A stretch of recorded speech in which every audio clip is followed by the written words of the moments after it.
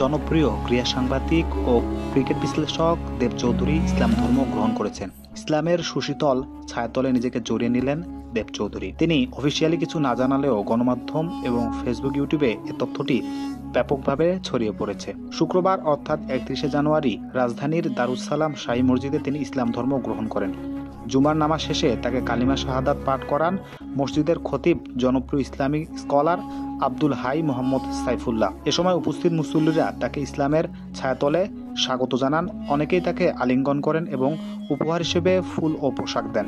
অনুভূতি প্রকাশ করতে গিয়ে দেব চৌধুরী বলেন, আমি সম্পূর্ণ স্বেচ্ছায় আজ ইসলাম ধর্ম গ্রহণ করছি। আমি আরবি পড়তে পারি না, তবে আমার ঘরে কোরআনের বাংলা অনুদিত 3টি কপি রয়েছে। ঘটনার সত্যতা যাচাইয়ে দেব চৌধুরীকে ফোন করা হলে তিনি জানান, জি আলহামদুলিল্লাহ, আমি ইসলাম ধর্ম গ্রহণ করেছি। সবাই আমার জন্য দোয়া করবেন।